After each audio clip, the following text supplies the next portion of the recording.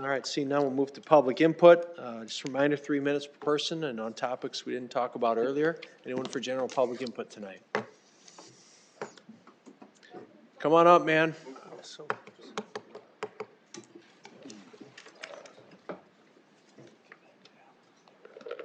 I was inspired to use props. Good evening. My name is Chad Bishop. I live at 7405 South Valencia Drive here in Sioux Falls. I was disappointed that I missed Dr. Chima's COVID-19 update presentation to this body December 21st. I did listen to the entire 37 minutes and 51 seconds of his presentation. I would like to commend Dr. Chima on a number of points. First, just the service he and his staff have provided to our community.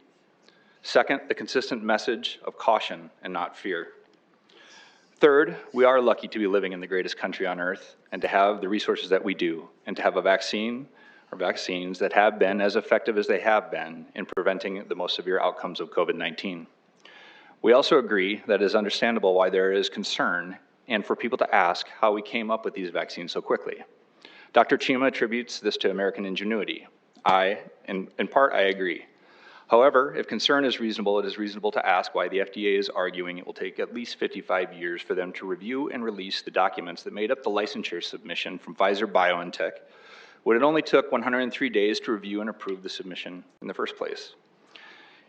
In the question and answer period, when Councilor Kiley inquired about the COVID-19 recovery, Dr. Chima acknowledged that the logic is understandable, but argued that immunity induced through infection was less consistent.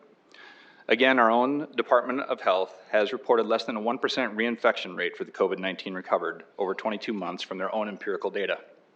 Dr. Chima also argued that the natural infection is fighting against last year's infection.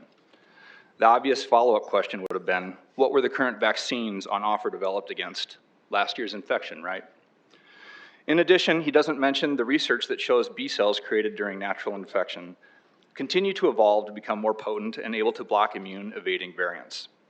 It is the reality that more of the largest cities in the country have adopted a policy of medical apartheid, based not upon science, but upon compliance. In addition to New York, we now have Chicago, Boston, and Washington, D.C. implementing medical apartheid. Because they successfully have framed this discussion as the vaccinated versus the unvaccinated, instead of the immune versus the unimmune. You have also fallen into this artificial and divisive framing. I am sad to say that in his update, Dr. Chima did not once mention community immunity and did not include the COVID-19 recovered in any estimate provided then.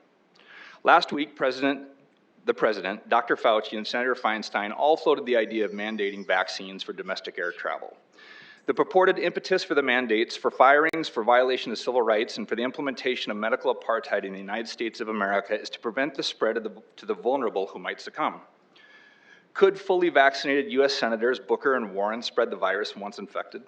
Dr. Fauci informs us the viral load in breakthrough Delta cases is nearly identical to that of the unvaccinated.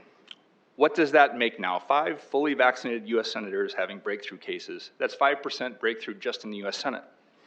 For the record, didn't get to my prop. Sorry about that. Thanks, Chad. Anyone else here to speak tonight?